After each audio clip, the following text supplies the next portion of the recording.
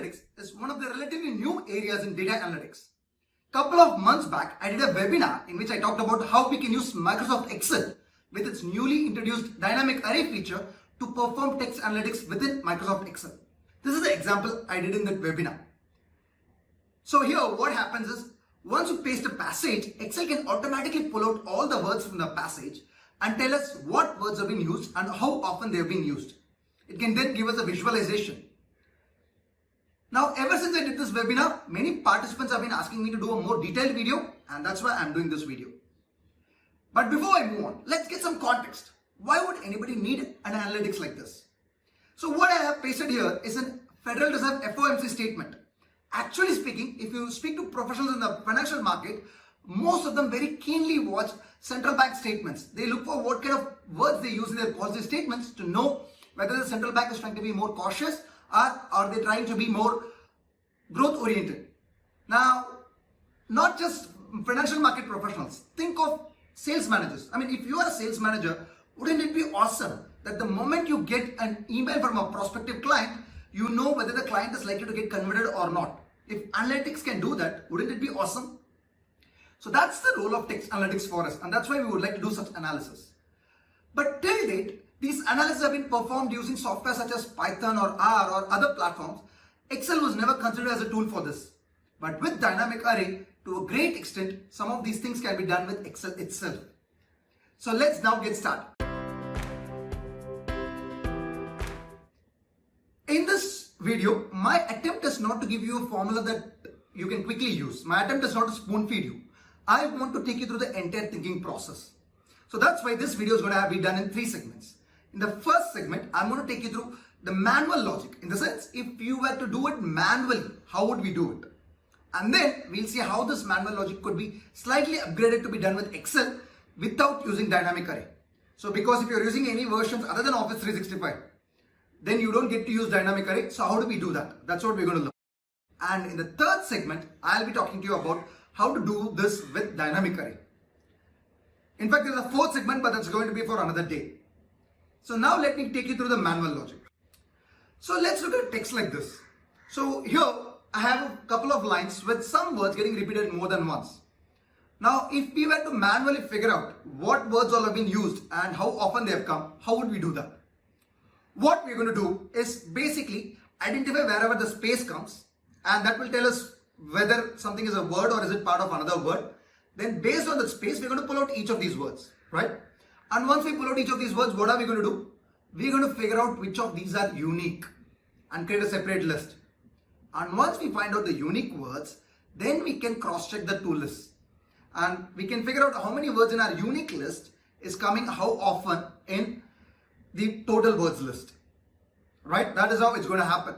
Maybe you could use a tally mark or manually count it, and then we will have our final solution. Now, this is precisely what we need to do in Excel as well. So now let's move on to Excel and see how to do this. And now we're going to do it without the dynamic array. So let's go to the second segment and see how it is done. So now let's see in Excel, if I have a passage like this, what do we do? So we have to find the space position, right? Where the space comes. Now how do we find that? For that, we can make use of a function called as a find function.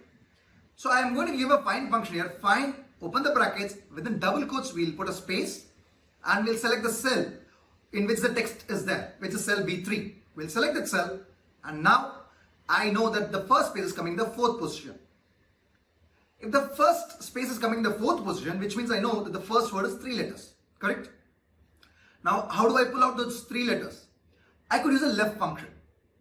But here is the thing. For subsequent words, I'm not going to be using a left function. We need to use the mid function because we are going to pull out from the middle of our string. So let me do one thing. I'll use the mid function for the first word as well. And if we were to use the mid function, then we need the starting point. For the first word, the starting point is going to be the first character. So I'm going to have one more column here in which I'm going to specify that the starting point is 1.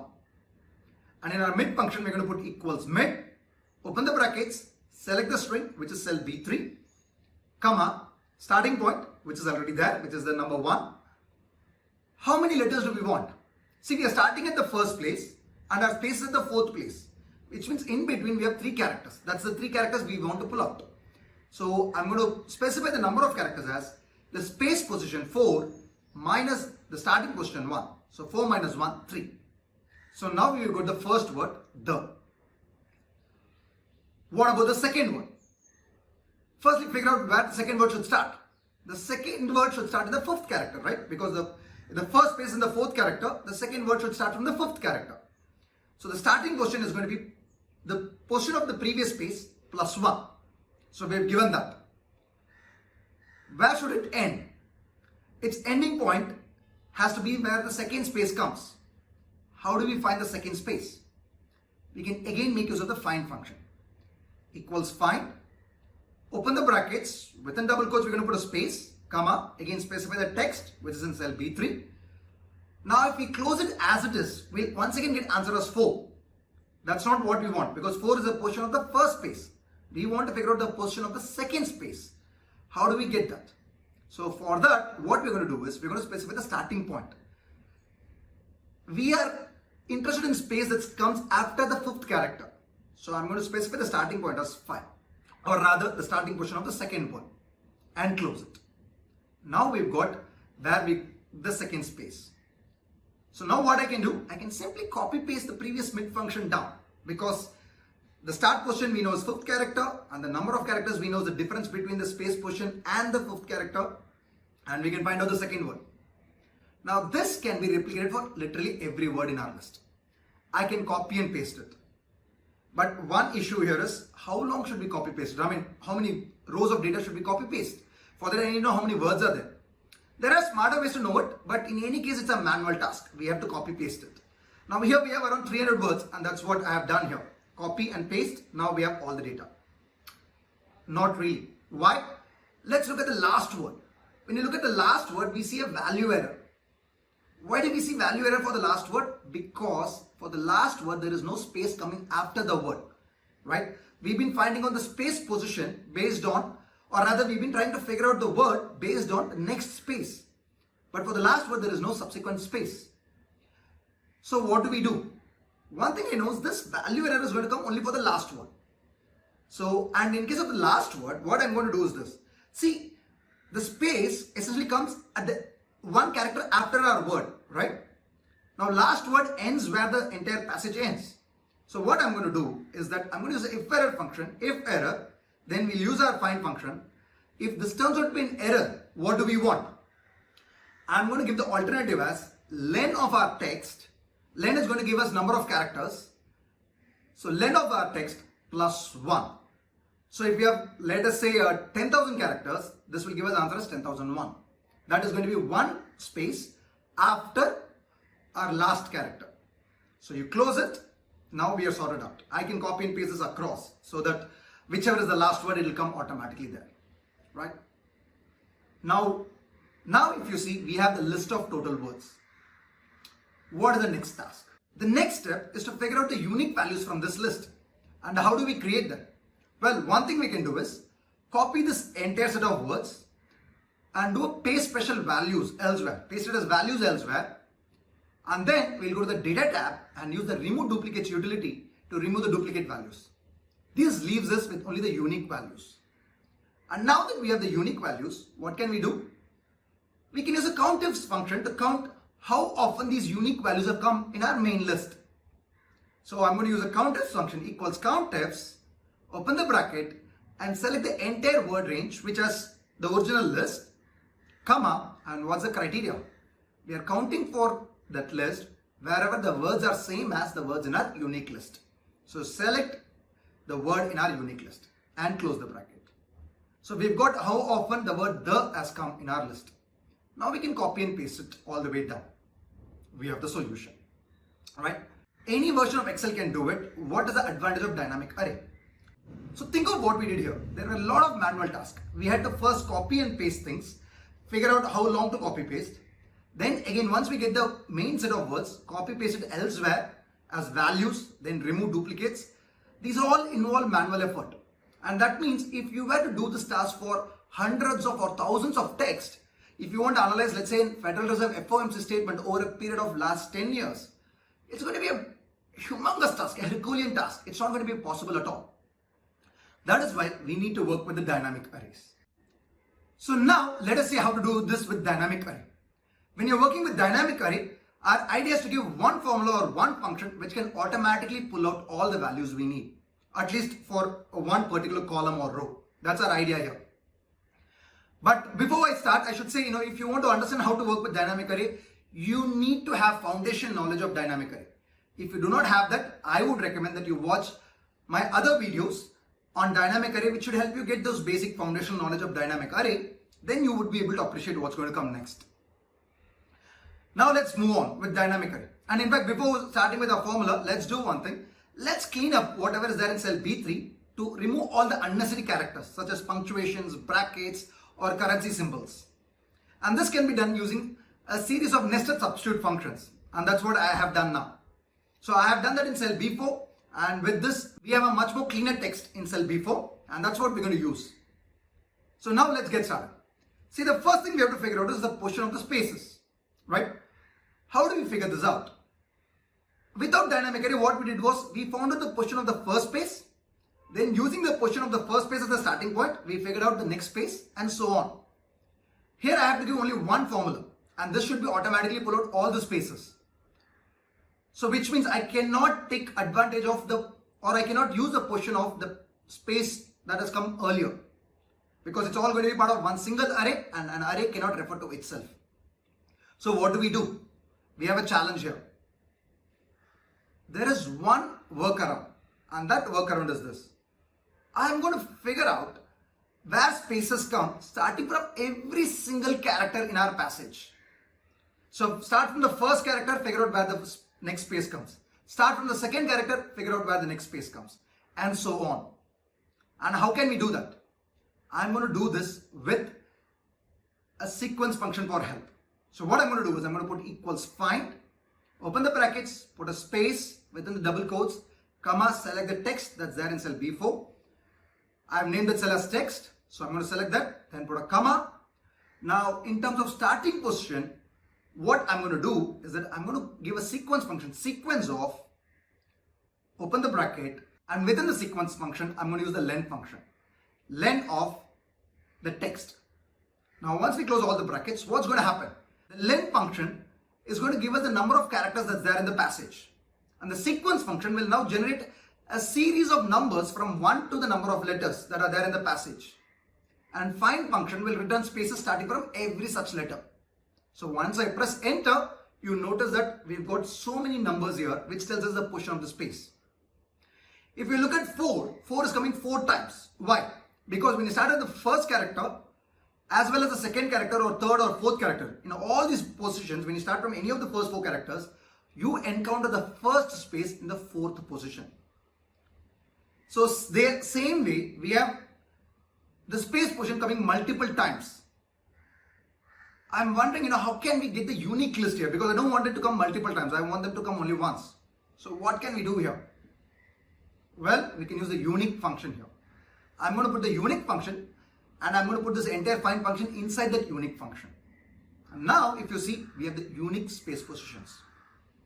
Here again, we're going to have the problem with the last word, because last word does not have any space after that. So what do?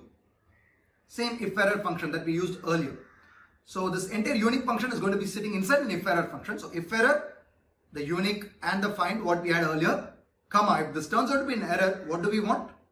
Remember what we did last time. We said what we want was len of the text plus 1. So that's what we're going to put. Close the bracket. Now we are sorted as far as the position of the space is concerned. Our next challenge is to figure out the starting position. Again, what we need to do is give one single formula. See, in the earlier context, what we did was for the first letter, we gave the answer as 1. And for the second one, we said it's going to be the space position of the previous word plus 1. So I would have linked it to B9 plus 1. But now I can't select it to B9 plus 1 for the second word. Why? Because B9 is the previous word space position only for the second word.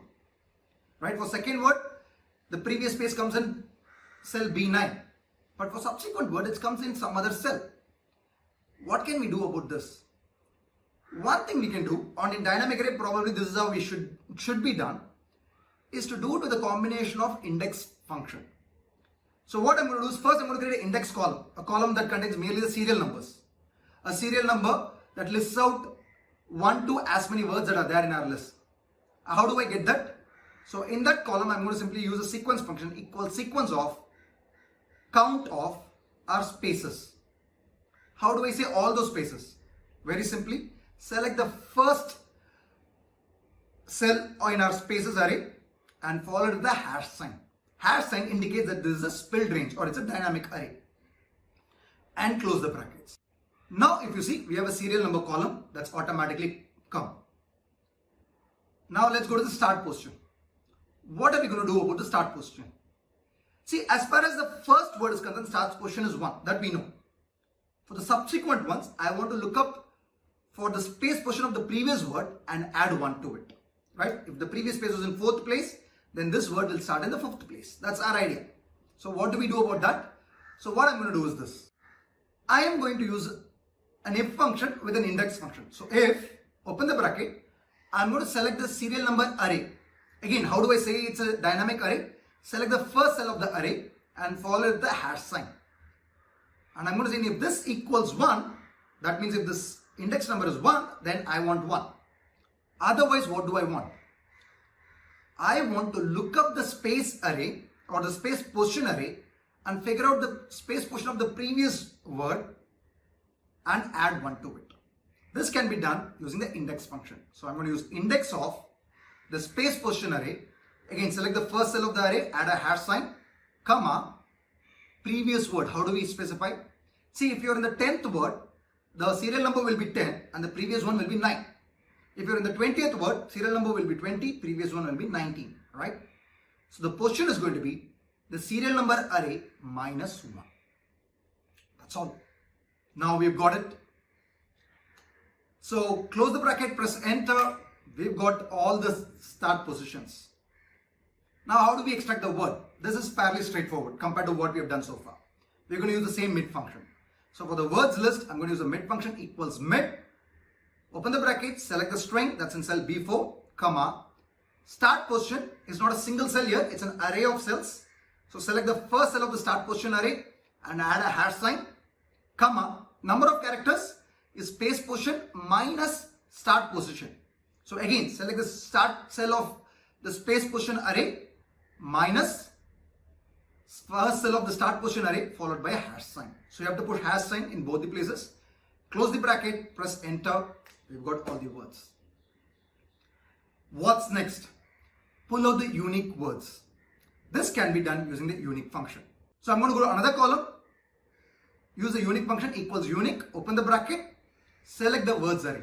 Again, select the first cell of the words array followed with the hash sign and close the bracket. We've got the unique words. The last step is to use a countifs function. So I can go there, use a countifs function, use equals countifs, open the bracket, select the words array, first cell of the words array followed with the hash sign. That's the array which I'm counting. And what is my criteria?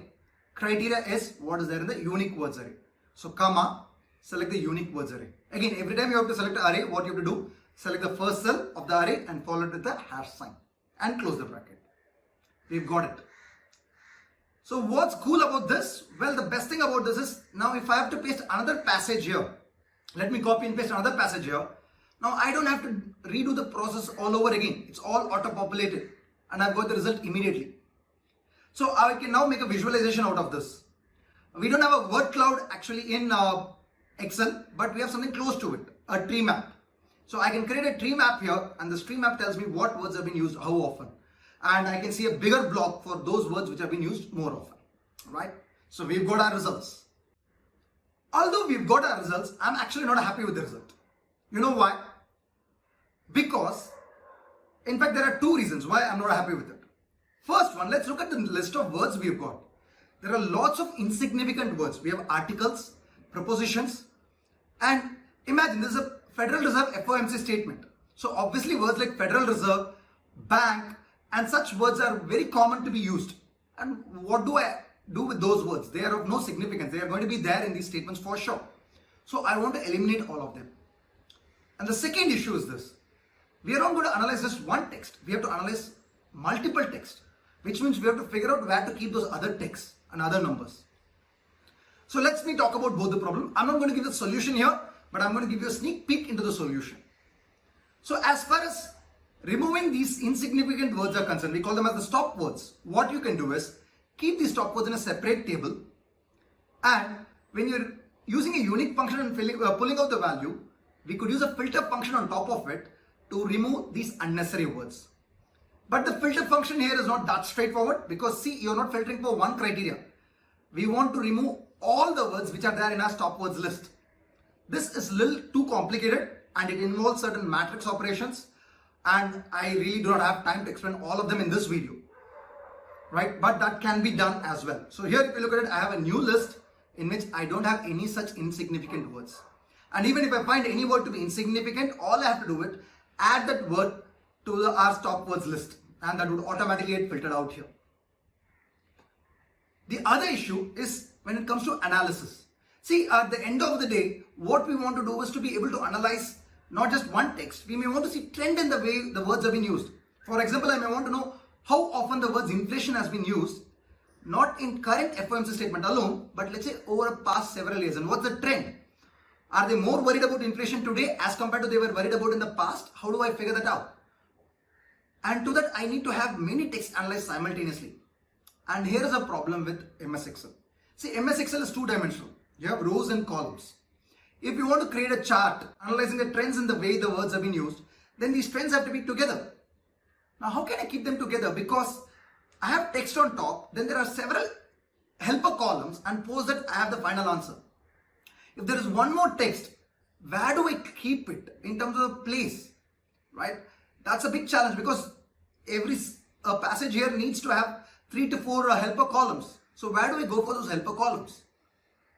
Now, this is where a let function, which is currently in the beta stage in Office 365, can come in handy. This let function is a very unassuming function, but it's super powerful. So you can place a whole array of cells rather than in a cell. We can keep it in a variable. Now, using this let function, we can achieve this. And in fact, that's what I've done here. And that's how I've been able to generate this analytics, this chart, which shows the trend in which the words have been used. But let function is currently in beta stage. So again, I'm not going to be able to explain all of them today. So if you want to understand the filter function in detail, or the let function and how we can apply that in the context of this text analytics, I would do it provided I see enough reception for it, or provided I see enough interest for it. So if you're really interested, please put in a comment, because it's a lot of task and I really don't want to do it without people showing interest in it. So if you're interested, please do put in a comment specifying whether you would like to see it. And if I see enough number of responses, I'll definitely come up with that one in a couple of weeks' time. And in the meanwhile, if you want to understand how let function works, I would recommend that you watch this video of Peter Bartholomew, in which he shows how let function can help us get rid of these helper cells. He uses the example of a straight line method depreciation. Nevertheless, it should help you understand an idea of how let function can help us in this particular situation, or at least some introductory idea about the let function. So with that, let me stop here. I hope you found the video useful. If you really found it useful, spread the knowledge, share the video, and I'll speak to you next time with another video with another application areas. Until then, take care, stay safe. Thank you. Bye-bye.